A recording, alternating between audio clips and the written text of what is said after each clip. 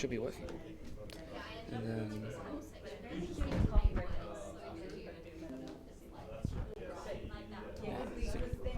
Is that what you did? Oh, it shows up.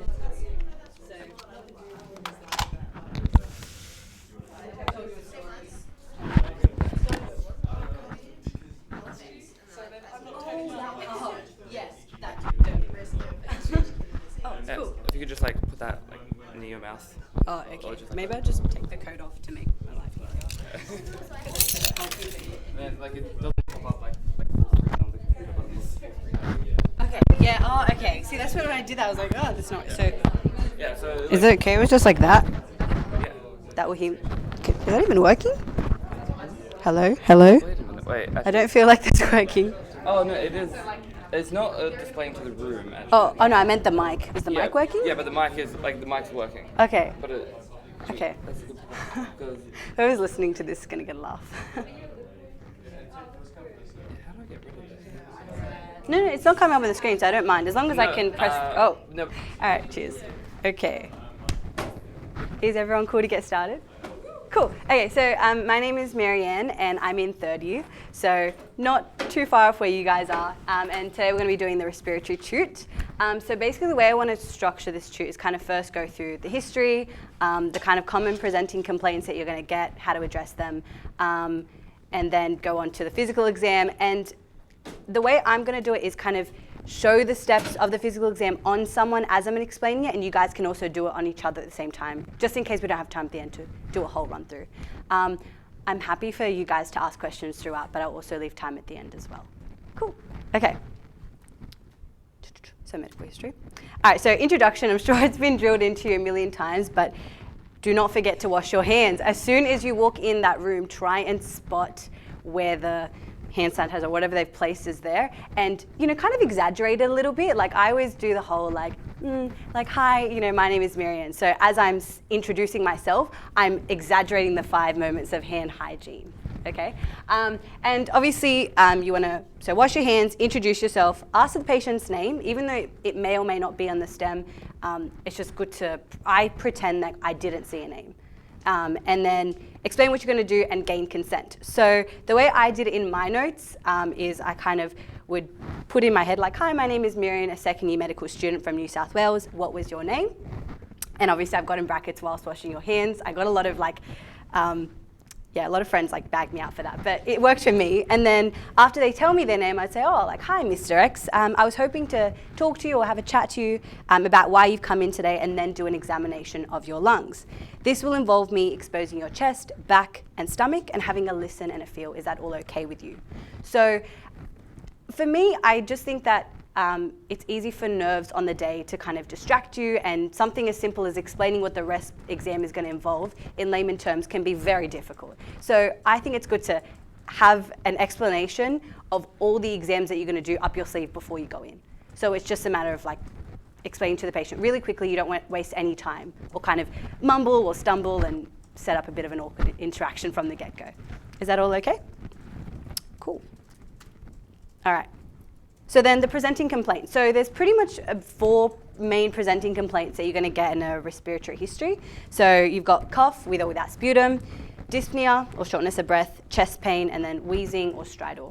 I don't think you'll likely get stridor, but I just put it in there with wheeze. And you can see that there's a bit of overlap with the cardio exam because the dyspnea and chest pain can also come under that, but it's pretty much a similar history you'd be taking, and it makes it easier for you guys because there's less to ask, I guess, with those questions. All right. Now, before I go into the next slide, I tried to put some memes in there because if you attach emotion to learning, it helps you remember it.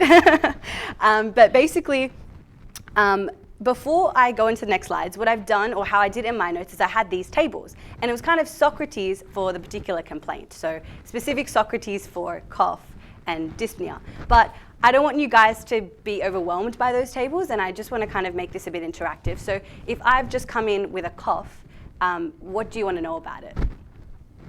Anyone? Just shout it out or put your hand up, whatever's cool. Yeah. Go. Yes, is it productive or non-productive? So I obviously said in the previous slide that it's cough with or without sputum, so we want to know if that's there. And you had your hand up as well? Yeah, is it acute or is it chronic? Or like exacerbates. Exactly, what exacerbates it, what alleviates it? Is it worse at any particular point of the day? Does it wake them up from sleep? A big question with cough. You don't want to miss ask this, particularly if there's sputum. Is it colour? Colour, yep, so you want to, yeah, and then blood, exactly. So the colour is really good. So the way I think about it, if they tell you that there's sputum, there's kind of 4 characteristics you want to know. Colour, consistency, smell, and quantity. So the smell one is really weird, but basically there's, I think, a certain kind of pneumonia that by a particular bacteria that causes a really bad smelling sputum. So I guess you could flex by asking that question. Do you know how we usually quantify sputum?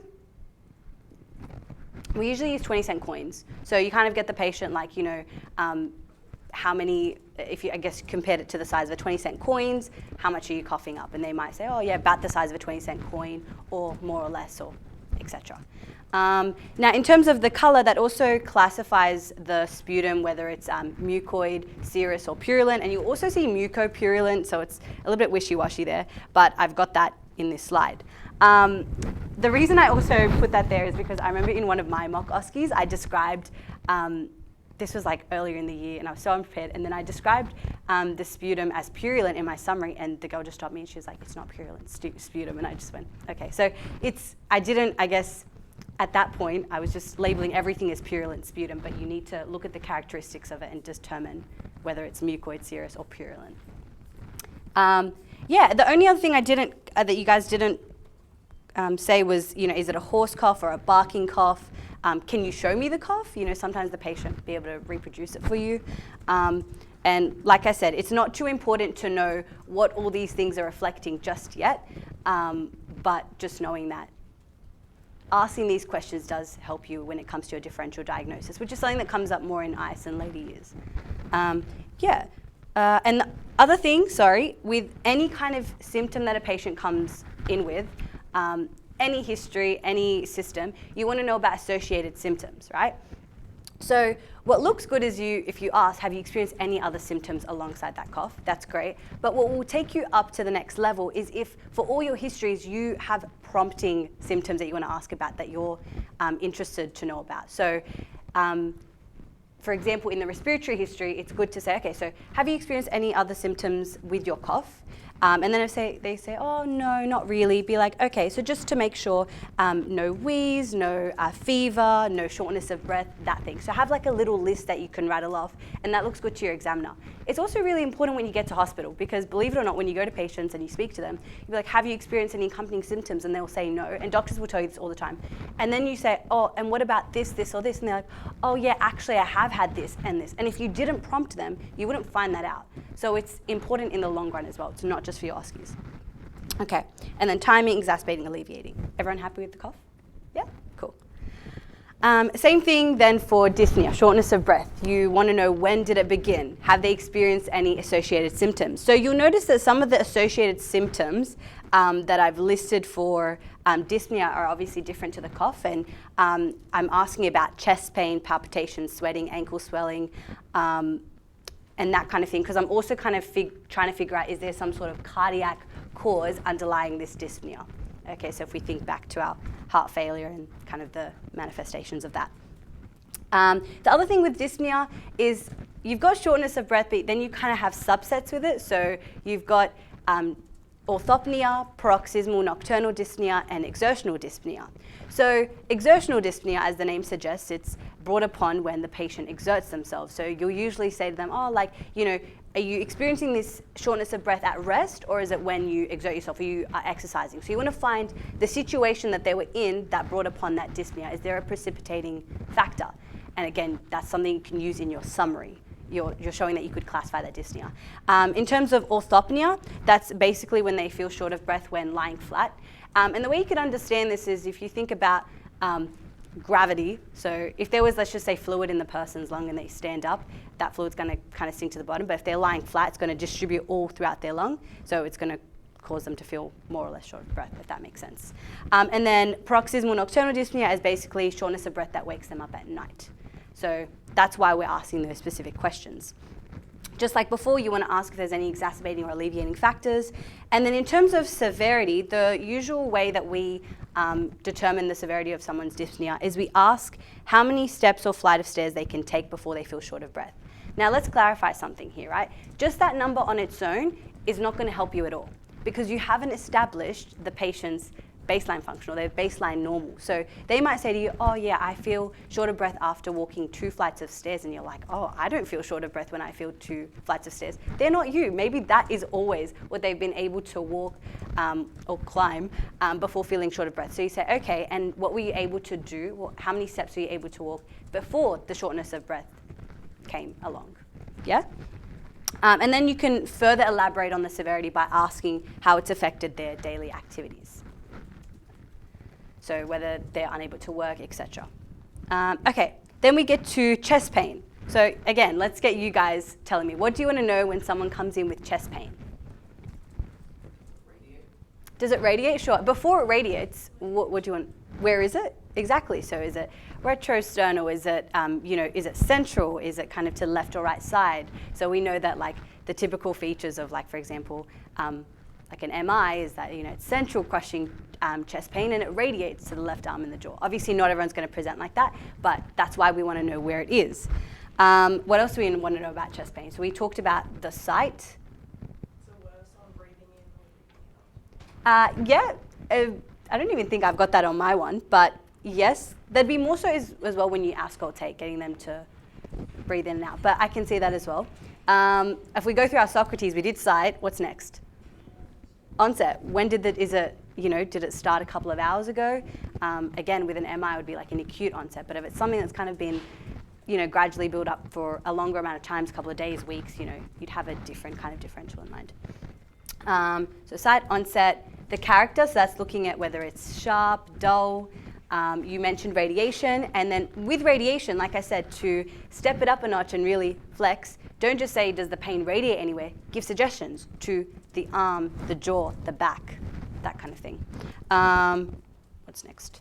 Timing, yep, so that kind of also overlaps with the onset, so whether it was gradual or sudden. Is the pain constantly there? Is it coming and going? And then exacerbating, alleviating all the time, and then the severity. So if the chest pain's waking someone up at night, that says something about it. Okay. And then we've got wheeze and stridor. So this one's much shorter. So as you can see, you want to know when did it begin, and so obviously how long they've had it. And you want to know the character. So basically, when you look at something like wheeze, it can be like monophonic or polyphonic, and sometimes that can lend you towards a different differential, not on its own, but in the bigger clinical picture. And so you can ask the patient, does it sound like there's just one constant note, or does it have many different notes? And then the timing. Do you notice on expiration or inspiration? Now, the way I remembered it is I thought like expiration, it's like starts with E and wheeze has all E's in it, and then stridor has the I, and that's noticed more in inspiration. But just so you know, with wheeze, it can happen both on inspiration and expiration. It just has a tendency to occur in expiration. And then, yeah, you want to know, do they get it first thing in the morning, or is it more common at night? These are just really extra questions if you want to, I guess, show off, but it's not going to be a big deal if you don't ask them. As long as you've got Socrates in your head and you use that logic, it will be fine. Mannerisms, washing your hands, is the key to passing OSCEs, okay? But this is just so when you get to ICE, you can kind of look back and think, oh, that's why I did that, or that's why I was listening for this. I also put in a table that I made this year about wheeze and stridor and comparing them and what can cause them, if you guys want to have a read, if you want to look ahead or something. Okay, cool. Then we get to the past medical history, and the way that I will usually start, like you want to be signposting, right? So I would say, okay, I'm now going to move on to some questions about your past medical history, okay?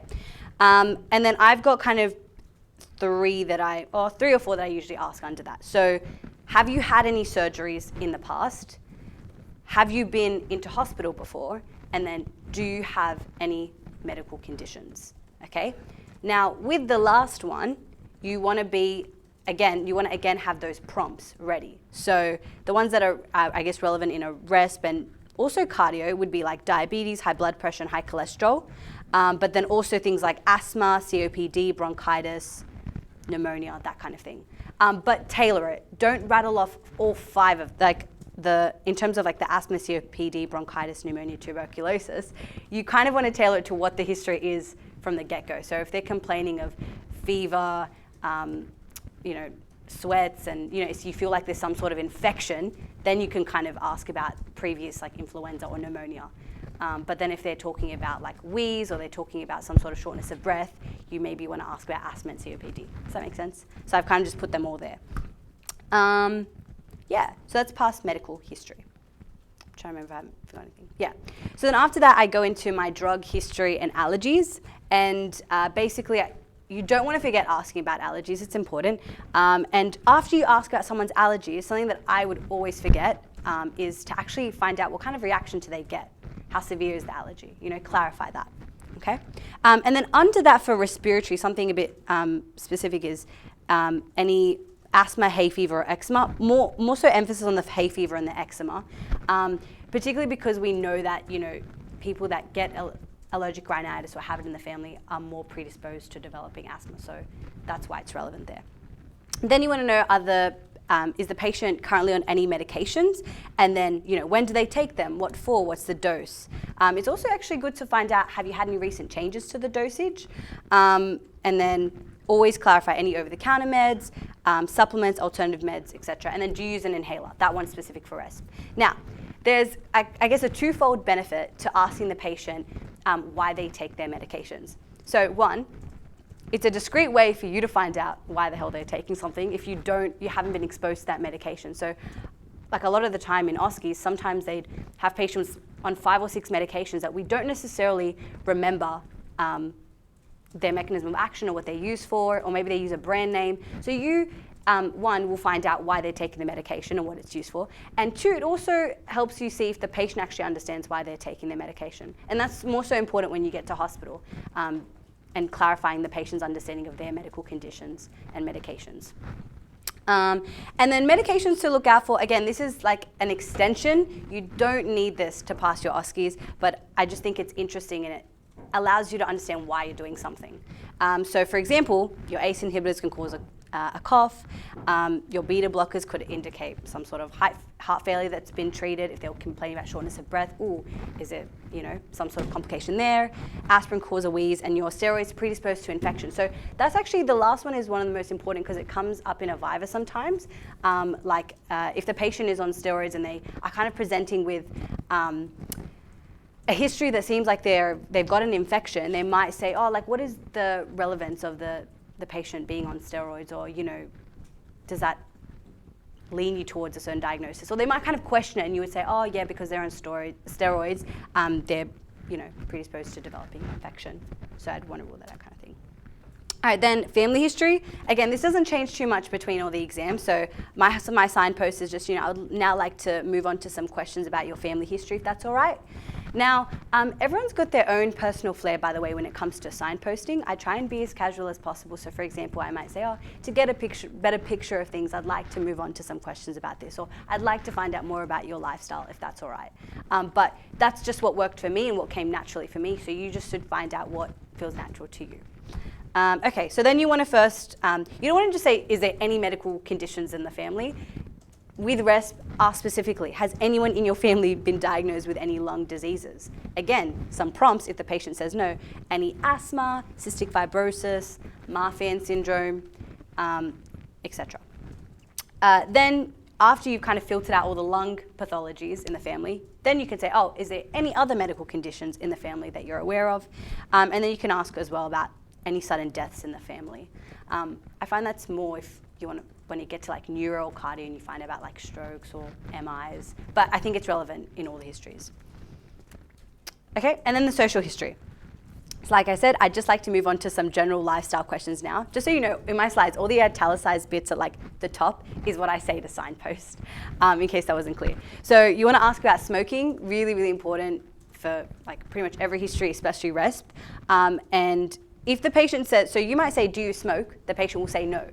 That doesn't mean they've never smoked. So you say, okay, have you previously smoked, okay?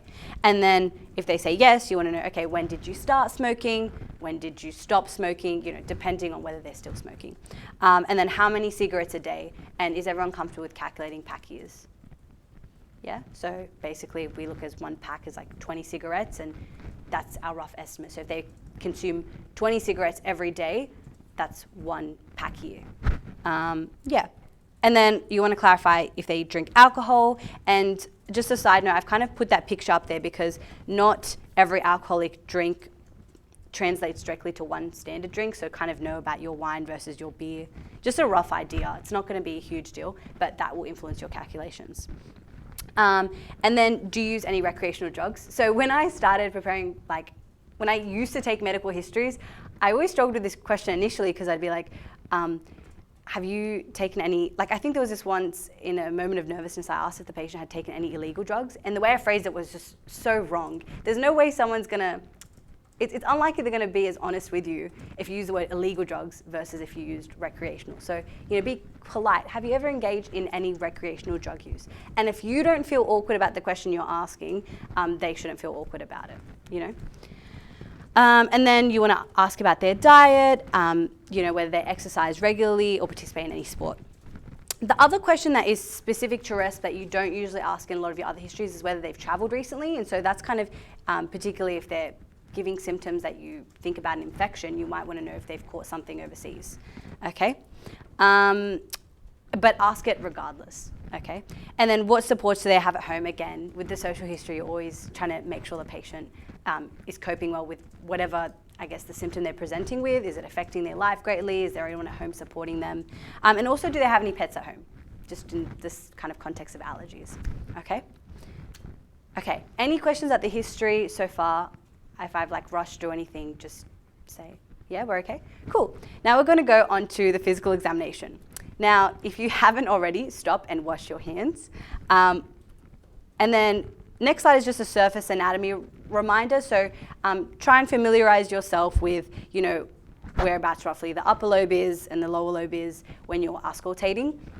But generally it comes naturally. When you start auscultating, you'll notice that you will naturally put your steth in those areas, but if you don't already, kind of just look at these pictures as well. Most of the time with the Resp exam, you're not going to be doing the anterior and lateral portions of the chest. You're going to start on the posterior side, and then you just offer it. So that's just a bonus for you, I guess. A lot of the time you won't be doing the whole thing. All right, so positioning and exposure. So for every exam, when you go about studying for it, make sure you understand how you want the patient positioned and how you want them exposed, okay? Because the examiners can try and trick you sometimes, the way they might lean the bed. So for example, in cardio, you're meant to have the patient at what angle? 45 degrees. But what they might do is they'll lie the bed flat and they're waiting for you to say, oh, am I able, like ideally I'd like to have the bed inclined at 45 degrees, okay? So that's why it's so important to have that in the back of your mind in case those examiners want to do that to you, okay? So for Resp, you want the patient exposed from the waist upwards, but that's after your inspection and like extrapulmonary components of the exam. So what I'm saying is a lot of the initial parts of the respiratory exam, like your general inspection, your tracheal deviation, there's no reason the patient needs to have a gown off or their chest exposed. So wait until the point at which you need to expose them to actually expose them, okay? And in terms of the way you want them positioned, you want them sitting on the edge of the bed with their legs over the side. And so I guess if you think about the bed like this, that way you can just examine them from the front and the back. And a lot of the time you'll just be doing the back, okay? And I always just say, like, after I position them that way, I'd say, is that comfortable? Just kind of showing that you care that the patient is comfortable before you start the exam, okay? So, general inspection. The way I go about it with all the exams is I always break it up into the surroundings and the patient. So in terms of the surroundings, I'm sure you guys have been told, but you want to know, like, is there any medications around, any IV infusions, sputum pots, inhalers, oxygen tanks, just absolutely anything. Be very attentive. And a lot of the time they won't be there, but comment on them anyway, because that's how you show your examiner that you're looking for them, okay? And then my general sentence that I'd finish off with is, upon general inspection, there doesn't appear to be any blah, blah, blah, blah, blah, blah, blah. So if you don't necessarily want to do it like, okay, no medications, no this, you might want to just kind of save it as a final sentence. That's if you're reporting back, and we'll talk about that at the end because I feel like a lot of students might be wondering, do we report back or do we not? And there's a bit of debate on that. And then in terms of the patient, you want to look for signs of respiratory distress in particular. I mean, you're doing a respiratory exam, so it makes sense. So when you look at the patient, do they look like they're like, I don't know, like is their facial expression indicating some sort of pain, distress, discomfort? And then I guess look at their face. Is there any signs of breathlessness? Is there nasal flaring? Can you hear like a wheeze just while they're sitting there? Are they tripoding? So that's kind of when they have their hands on their legs. And are they using the accessory muscles of respiration? So, you know, so these are all things that you can just gather just by looking at the patient, okay? And then if there's nothing there, if nothing that I notice, I would just say the patient appears to be comfortable at rest with no signs of respiratory distress.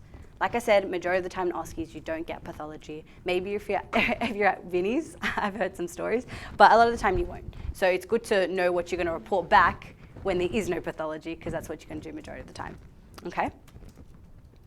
Did I just have the same slide? What? I don't even know. Okay, then we get to radial pulse and respiratory rate. So just like cardio, you'll be doing I'm just going to take your pulse now. So you do your radial pulse. Now, if it's regular, then you can just count it for 15 seconds and multiply by 4. But if it's irregular, you need to count it for the entire 60 seconds. And you're meant to be commenting on the rate, rhythm, the character, and the volume. At this point, it's not important to really know much about the character or volume about the pulse, but just because a lot of the time you won't get pathology, you could just say, the patient's pulse is roughly blah, blah, blah, regular with normal character and volume, okay? And they shouldn't question on it. Now, after you finish the pulse, you kind of pretend to still be feeling it, because if the patient's aware that you're, watching them breathe, then naturally might start, breathing faster because they're nervous. So pretty much to say, I'm just gonna just still be feeling for it, and then just watch their chest. Look at how many times it rises and falls in the span of 30 seconds. And then you multiply by 2. So basically, tachypnea is just defined. So your normal respiratory rate is between 12 to 20 breaths per minute. So tachypnea is defined as being more than 20. Bradypnea is less than 12. Yeah, is that okay? All right, now palpation of the trachea. So there's a few different methods to do this. I'm just going to tell you the one that I usually use. I use 3 fingers. Some people use 2. And I kind of just put, it would be easy if I maybe do it on someone else.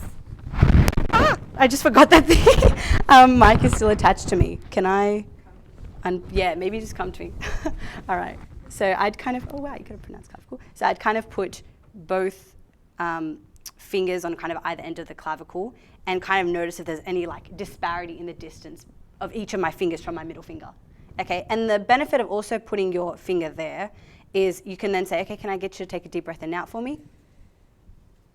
Okay, and if my middle finger dropped, that's reflective of tracheal tug, but because it didn't, there are no signs of tracheal tug. So that's why I don't really like doing the 2-finger method. I just feel like it's so easy to see, did my finger drop or not, to say whether there is or isn't tracheal tug. Now, before you actually do that step, make sure you say to the patient, I'm just going to be feeling for your windpipe now. It might be a bit uncomfortable for a few seconds, because it kind of is. So you want to warn them, don't just go in for it, okay? Now, basically we're trying to make sure that the trachea is midline, number 1, and whether there is or isn't tracheal tug. Now, I've kind of just put this up there just if you're interested. This is something I actually learned recently. Like the trachea will deviate away from a pneumothorax and a large pleural effusion, and the trachea deviates towards lobar collapse and pneumonectomy. Now, I'll let you guys have a think, maybe when you go home or afterwards, why the trachea will deviate away or towards in these conditions, and just think about pressure gradients, and it'll make sense. It'll be logical, and you won't need to like memorize that. And it'll be like, oh, cool. So that's why I'm doing tracheal deviation. And so my reporting back will be the trachea is midline and not deviated. There is no tracheal tug. Okay, now we've done all the steps of the examination that didn't need the patient to have their chest exposed. We agree with that, yeah? Now I would say, like ideally for the next part of the exam, I'd like to expose the patient from the chest upwards. Is that okay with you? So you kind of look at the examiner, and they'll generally probe you because they'll know what other students have done or whether they wanted other students to get the patient to change into a gown, take their shirt off, whatever. So yeah, just gauge the situation. Okay, they'll be nice. And so you can, I guess, if there's like a hospital gown in the room, you could suggest that the patient changes into that, and then you can kind of just untie it and reveal the chest, or you could work with their clothing. Like I said, it's like all circumstantial. I can't tell you exactly what it's going to be like in your station. Okay, now what do we want to be looking at? We're going to look at scars, tripoding once again, but that was more in your general inspection, and chest wall deformities in particular. So I've put an image of the kind of common scars you can see and where they'd be located if you want to look into that. Now, in terms of your chest wall deformities, main ones are like your pectus excavatum, pectus carinatum, barrel chest. And the way I kind of remember pectus excavatum is I think of like excavation, so it's like digged in, and then I know carinatum is like the other one. So yeah. And so my reporting back for that step would be, upon examination of the chest, there are no signs of scarring, tripoding, or chest wall deformities, and the chest wall movement is symmetrical. So make sure you notice that, whether it's like one side is rising up differently to the other. They were actually just talking about that, so yeah. Okay, and then chest expansion. So again, I'll get Andrew, if you don't mind, to be my... Okay. So you're going to do this from behind the patient. So you want to explain to them, oh, I'm just going to come behind you now and, you know, have a feel. I'm going to be placing my hands around your waist, and I'm going to get you to take a deep breath in and out for me. So you need to remember, you're literally trying to grip their rib cage to see how much their chest is expanding, okay? So you can't be soft. You want to grip underneath all the subcutaneous tissue and really have a firm hold. So I'll just is the jumper, if I just keep that like that, that's fine. So what I do is I kind of pull really tightly. I know it sounds uncomfortable, but you have to. And then have your thumbs in midline, but not touching. And then you take a deep breath in and out for me. See how you can see my thumbs moving? And it's symmetrical. And the usual, the standard like expansion you should see is about 5 centimeters and should be equal bilaterally. So don't worry too much about the 5 centimeters. That's more if they asked you about that in like a Viva question. But be more concerned, is it equal bilaterally? Did that make sense? So really like grip around. Maybe if you guys want, do you want to have a practice on that right now? Because I genuinely didn't do that correctly initially. So if you can, kind of space yourselves out and grip each other's rib cages. I can't keep doing that. And if there's anyone that feels like they're not doing it right, come up here because I can't move, and I will like watch you or help you. Was it? No, it's not like, I definitely don't do that, which is probably why it's always like clinical, the fact that it goes out like this. Because I mean, as long as when you do it, you actually see your thumbs moving away from each other. I probably did it a bit too tight to exaggerate, but as long as you see that movement, that's fine. But if your thumbs aren't moving, then that's an issue. That's true. You're actually that's a really good point. So I guess I was like overcompensating when there's no reason to. You don't have much subcutaneous tissue on you. But yeah, if you've noticed like there was like a larger person, then yeah, you definitely want to grip tighter. Yes, that's a good point to make. I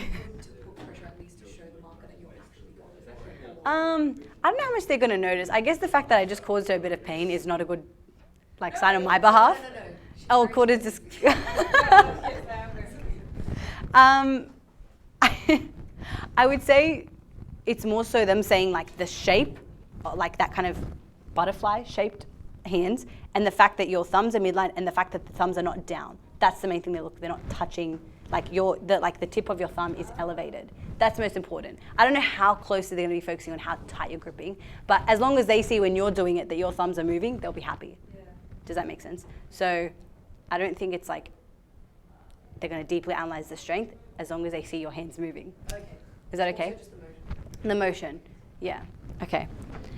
And you can actually do chest expansion from the front, but you don't usually get made to do it, and I don't even like doing it from the front. I don't think I've ever done it from the front. It's really mainly the back. Yeah. And then in terms of reporting back, I'd say chest expansion is equal bilaterally and not reduced if there's no pathology. Okay? All right, now we get to percussion, okay? And again, you're gonna do this from the back, but remember, you just tested for chest expansion, okay? And you're at the back of the patient. You need to go back to the front and say, I'm just gonna tap lightly on your back now. You know, don't talk to them from behind them, okay? And now, how do we all feel about percussion? Because I sucked at it. Okay, that's cool. I was so bad at it. But basically, the biggest tip, because some people will say like, flick your wrist, and that did not help me at all. You want to make sure, this is so hard that I can't move. All right, your middle finger, guys, you want to make sure this part in particular is really pressed down. Okay, so not necessarily this part of it, but this part here. If you drew a line, press that down, and as long as you're hitting that part, it will happen. So see this kind of line on my finger? Make sure that's pressed down. So it's almost like you get a bit of like a really subtle U happening. Yeah. Oh, wow. Yeah. Do you see how you hear it much more? And then what you do, okay, because then it becomes addictive. When you first hear your percussion, you're like, I did it. And so it becomes like a really amazing moment. Just if you're sitting on the train, if you're like sitting, I don't know, doing nothing, even if you're in class, I've done this before, I literally just sit down and be like, yep, still got it. Okay, it's really important because that's something that doesn't look good to examiners. If you can't percuss, yeah, get working on it. How do we feel like that tip helped? Are you guys managing to hear your notes? Oh, success rate, 1 out of 4, 6, 8, 10. Yeah, but if you want like afterwards, stay back and we can like work on it if you feel like you're not hearing it. Now, you want to be percussing in the intercostal spaces, and you're expecting it to be resonant. Lungs are filled with air. And then if it was dull, you know, that's indicating some sort of pathology. You know, maybe is there some sort of solid mass in there, fluid in there. And then stony dullness is, I honestly still haven't, I don't know what stony dullness really sounds like. I haven't heard it on a patient, and that's with a pleural effusion. So I'll get back to you if I ever do. And then there's like hyperresonance. But the main ones to kind of be aware of are resonance and dullness. Now the best way to actually learn that and hear it, because I really think you should, is so percuss your lungs and then percuss your liver, guys. And focus, you know when you do the abdo exam, you kind of do the percussion to see where the liver borders are. Pay attention, don't just do it superficially. Notice that difference, that change in the percussion note, because it really helps you. Okay? Everyone happy with percussion? Cool. And then we get to auscultation, okay? Again, you're doing this from behind the patient to start, so you want to go back in front of them and say, okay, I'm just going to have a listen to your lungs now. Also, I didn't mention this, but with percussion, the way I describe it is I just say, I'm just going to tap lightly on your back now, because it doesn't hurt, it's pretty soft. Okay, so I'm just going to use my stethoscope to listen to your breathing now. You tell the patient to, yes? Sorry, when you do percussion, first of all, are you doing percussion and auscultation in the same point? Yes. Oh, yeah, pretty much. Like with percussion, you're more so focusing on that intercostal space, whereas auscultation's like less of an emphasis, but generally in the same points. Yeah, because you're going to go with kind of, if we go back to the surface anatomy, you're kind of trying to do those 6 or 8 points. So, bum, bum, bum, bum, bum, bum, bum, bum. Does that make sense? Yeah? I wouldn't do 8, by the way. I usually just do 3. So like, and then listen in those same spots. And obviously you want to go from left to right, because you're comparing. You know, that tells you the patient's normal or abnormal. Yeah. Okay. Where are we? We're on auscultation. Yeah. So basically what you tell the patient is you get them to cross their arms at the front of their chest, and that kind of moves their scapula out of the way, so you can have a listen.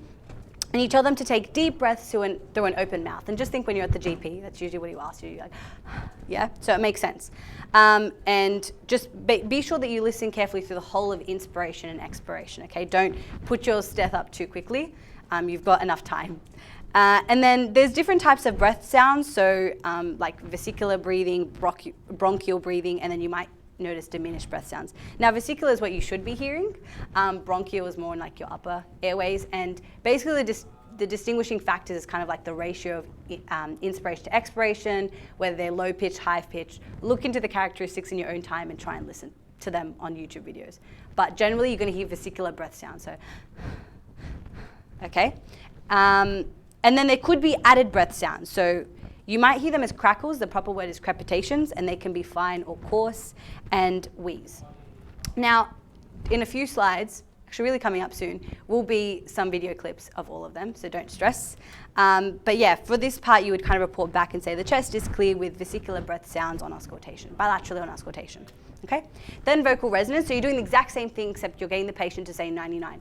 Still, go back in front of the patient or kind of from the side and be like, okay, I'm just going to do the exact same thing now, but every time I put my stethoscope on your back, could you say the words 99? Okay?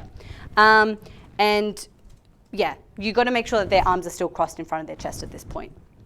And then I'd report back as vocal resonance was normal with no hyper or hypo resonance on auscultation. I just want to clarify something, just in, I don't know, some of you might research around, but you might see the term vocal fremitus or tactile fremitus. Now, vocal fremitus, based on what I've understood, is synonymous with vocal resonance, but tactile fremitus, it's kind of trying to achieve the same thing as vocal resonance, but you're actually touching, you're trying to feel vibrations. It's inferior to vocal resonance. You shouldn't get asked to do it. You won't be penalized if you don't do it. Vocal resonance, like with your stet, is much better. So just in case you guys come across it, ignore it. It's literally one of the most useless things. Yeah. Now, after you've done all those steps, you technically will be repeating it on the anterior and lateral steps and still explaining the steps as you go. Just because you just did it doesn't mean you just be like, yep, all right, I'm going to do everything without talking to the patient. You want to keep them involved. Now, what you should say before you do this, you say, ideally, I would repeat these steps on the anterior and lateral chest. Would you like me to do that also? Would you like me to do that too? And most of the time, the doctor will say, no, that's fine. Because they've seen your technique. It's just in a different location now. So it's fine. And yeah, I just said if they do end up making you do it, I'm sorry. And just be sure you keep talking to the patient. Okay, then after that, sometimes like it's unlikely for them to put both, I think, unless they, so in the STEM, sometimes they'll say perform a respiratory exam. Sometimes they'll specifically say perform a posterior respiratory examination, and they might say and examine the cervical lymph nodes. So they've kind of already cut it down for you and said, you've got time to examine the lymph nodes. Even if they don't ask for it, they just ask for a Resp, it looks really good for you to say, ideally, I would now examine the relevant lymphatic drainage of the head, neck, and axillary regions. Would you like me to do that? Okay? And if it's not in the STEM, I feel like they'd say no. But obviously, if it's in the STEM, you just proceed and say, I'm now going to examine some of the glands in your neck, head, and like arms now. Okay? So, damn it, let's get rid of the slide. Let's name the lymph nodes. Cool? Good? Yeah? Anterior triangle, we kind of classify, and then the back, posterior triangle. Yeah? Cervical is encompassing like all 5 of those ones. It's kind of like more like the broad term for them. And then axillary, it's your underarm. There are kind of 5 groups of lymph nodes there. Do we know what they are? Yeah, exactly. So I kind of think like central is right in the middle. Apical, you like push up, and then you've got like anterior, posterior, and medial? Central, posterior. I don't think I've ever called it pectoral. I would say, yeah, medial, and then apical and lateral. So it's kind of like you're going like in, medial, up for apical, back for lateral or posterior, and then like down. So the central is like in the center of the underarm, just pushing like that. And the distinguishing kind of point with apical is you're pushing like up with apical, if that. I don't know, you wouldn't really be pushing against it, you're just kind of pushing into the underarm. I don't know if that's the best way to explain it, but yeah. Generally, if you show that you've just done 5 different directions within the underarm, you're showing that you understand it. And yeah, you can also do supraclavicular lymph nodes. Yeah. And that's pretty much what you'd be doing for the lymphatic system in the respiratory exam. All right, now these are the, that's okay, I won't, yeah. So look, I've sent the slides over. So yeah, just have a listen of all the sounds so you know what all the different pathologies sound like, and then just listen to your family and friends to generally hear what the normal breath sounds are. All right, now what's next? Uh-oh, it's paused. Okay, this is, I'll just do that. Oh, it's not progressing forward anymore. Oh, here we go, okay. And then I've just put a table on there. This is just for extra reading. Don't first focus on your exam technique, your history. Don't, look at these too much. But what kind of clinical pictures you will see with different lung pathologies. Okay, and then summarizing, okay? Summarizing is difficult. It's one of those things that gets better with practice, as cliche as that sounds. And to this day, I still struggle to summarize. It's fine. But I will usually start with, today I had the pleasure of speaking to, and yes, I know it sounds a little bit like you're sucking up, but just for your OSCEs, it's great. It looks really nice. I wouldn't usually do that when I'm summarizing something to a doctor or something. So today I had the pleasure of speaking to Mr. X, a 45-year-old, so the age, construction worker. So I put the occupation there, who presented with a 3-day history of a productive cough. So I remember before I was summarizing and I tried to kind of be like, I think I said like a productive, purulent cough. I tried to kind of chuck too much in the first sentence, and one of my oldie friends just said, keep it simple. Just say it's a productive cough. In the next sentence, clarify the nature of it. Is it purulent and how much was produced? So as I said, the patient described purulent sputum, roughly the size of a 20-cent coin, with no hemoptysis. It's really good when you've got sputum in the history to mention specifically that relevant negative, because hemoptysis is a big deal if it is there. So it's equally big if it's not there, okay? And then I would say, this was on a background of childhood asthma and allergic rhinitis, but no other relevant family or medical conditions or history, okay? So sometimes you might not get any family history, and that's completely fine. So just say there was no relevant, or there was no significant family history, there was no relevant medical conditions. You know what I mean? So just say that. And then I said Mr. X reports, he has a 10-pack history and consumes 8 to 10 standard drinks per week. Mr. X reports no recent travel history, okay? Now, in terms of the examination, when you're summarizing that, the general kind of approach you're taught is that if you see any pathology, if you detect anything, you start with that. So you'd say, I also performed a respiratory examination on Mr. X. The salient findings were, and that's where you rattle off what was abnormal, okay? Then you can say there were no other significant findings. Now, in your situation, a lot of the time you're not going to detect a pathology. So how else are you going to flex unless you pretty much summarize everything that was normal in a nice way?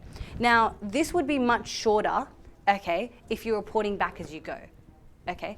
So if you reported it back as you went, you've kind of clarified everything that you would have summarized in the physical exam part at this point in the exam. So this is more elaborate if you didn't report as you went. Does that make sense? I think I just said that in the most complicated way, but I'm just saying, if you report it back as you go, it's not too important to summarize the physical exam like this. You could just say, I also performed a respiratory examination on Mr. X, and there was no significant findings. If you didn't, this is where this is really useful. Now, what this is like a condensed form of all the reporting backs that I put in your other slides, if that makes sense. Because if you said it with that detail like you did as you went, you just take ages, and you're meant to be taking like 1 minute to summarize. So you don't have that time on your hands. Okay? Okay, and then at the end of the slideshow, I've just put a lot of rote learning things. So oxygen devices, it pretty much comes under respiratory. So go to your clinical unit thing.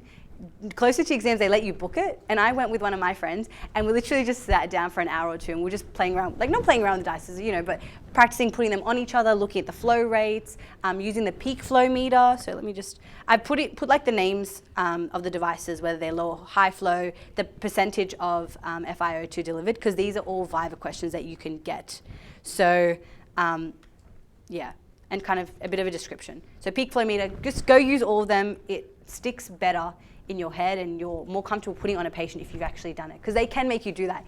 It's really sad when you've practiced all this time for the cardio exam and the Resp exam, and you could do them amazingly, but then you get in and your STEM is like, okay, perform a peak flow and place an oxygen device on this patient, because that can happen. And you're like, oh, so I didn't focus on that at all, and so all that kind of time you spent studying for all the rest kind of feels like it doesn't go down the drain, but you don't get to reflect all your hard work if you haven't studied this stuff as well. So, and then these are just some Viva values. So they might ask you what are the normal values for peak expiratory flow and what affects it. So I've kind of put that there for you. And now it's any questions. So yeah, I'm trying to think, is there anything? I'm trying to remember if there's, I actually made this meme, guys, I promise. The only thing that's coming from here. In terms of the beginning, I don't think I mentioned this, but did I mention asking about age and occupation in the beginning? Or I didn't? No, I didn't. Good. Okay, I'm glad I can go back. So you know how I start by saying, you know, hi, my name is Miriam, I'm a second year, blah, blah, blah, and I'm performing this exam, and then I get their consent. After that, before I ask about what's brought them in, I just say, great, because they've just consented. I'd just like to get to know you a little bit better. Is it all right if I know your age and what you do for a living? So you can save occupation for the social history, but because I feel like it's a very relevant point in respiratory history, so for example, you know, they're surrounded by asbestos or some sort of fumes and stuff like that, I like to have it in the beginning. And then a lot of the time I'll put it in the first sentence of my summary, you know? But that's my preference. If you don't like it, I know a lot of people that still just do it in the social history, and that's completely fine. Yeah, how is that? I'm just trying to do a quick skim because I had like little notes at the bottom of the slides to remind me to say things. No. Yep, I talked about tactile fremitus, and yep. No, I think I covered. Oh, yes, no, sorry, one more thing, sorry. Between the history and the physical examination, you want a smooth transition, okay? You don't want it to be awkward. So what I like to do is, at the conclusion of my history, I always like to kind of ask, like, okay, so, you know, can I clarify that your main concern for today was blah, blah, blah, blah. That's one way you could do it. The other way is you could say, so what would you say your main concern is for today? So some, like, there's, I guess, benefits of both. So the first one is like you've actually clarified that you've understood anything. The patient feels like they've been listened to. The other way is like, oh, don't assume what the patient's main concern is. Let them just tell you again at the end. I think both are fine. And then after I ask about the main concern or clarify it, I'll just say, okay, well, is there anything else that like I've missed or that you'd like to discuss before we move on to the examination? And the other good point about this is sometimes there are certain things that the patient is not meant to tell you unless you like prompt them, for example. So they'll be like, you know, you've come in for this, but only tell them this if they ask this. So for example, if there's like a bit of a depression screening that's being expected of you, that could come through at the end, and that can really save you. Because then you're like, oh, wow, okay, there's another element to this that I did not detect, and you can quickly jump back and elaborate on that point, okay? But then from there, as long as you've clarified that there's nothing else they want to chat about, you say, okay, I'm now going to just proceed to an examination of your lungs. No need for you to explain what that involves again. You did that in the beginning, you gained consent, it's fine. You can just proceed. Okay, now I feel like I've said everything I wanted to say. Is there any questions? Oh, it's 12 o'clock exactly, yes. I just want to ask, you gave us options like whether you report that through or Yeah. and which did you do? Oh, okay, so I think I actually differed throughout my stations because it does depend on what your examiner wants. I would always ask, would you like me to report as I go? And some examiners didn't mind. I think some said at the end. So I did a combination of both. There was one examiner actually that I did an abdo exam, and that was probably one of my favorites at the time. And he kind of, pretty much, I finished it and I was doing my summary, and I was like, and then onto the physical examination, he's like, let me guess, you're going to tell me that you did this, this, and this, but you detected nothing, or something like that. And I was like, well, yeah, I didn't detect anything, and I didn't actually end up summarizing my history in that exam. So be prepared for anything that can happen, and just have a, just stay brave and confident throughout, okay? Because you just don't know what's going to hit you sometimes. Yeah, big thing with OSCEs, guys. Confidence, just if you believe in what you're doing, the patient and the doctor will believe in what you're doing. Mannerism, just be natural, but also be friendly. And yeah, just having a systematic approach. You don't want to be pausing like, what's the next step? Know the steps, okay? So you have to practice it 100 billion times on your friends and family. Yes? Before you expose your patient, do you always ask the examiner before you ask the patient? I guess, You said Yes, I would always say ideally I'd like to expose the patient from the waist upwards to see if they actually care about you doing that, or if they're like, for exam purposes, don't worry about it. Just in case, I don't know, maybe the patient's uncomfortable. But a lot of the time they should be willing. But yeah, I'd always say that ideally line is the best thing ever. Ideally, I would do this. Would you like me to? When you walk into an OSCE station, Yeah. always like you speak to the examiner first and like say like introduce yourself and stuff. Yeah. Don't ignore the examiner.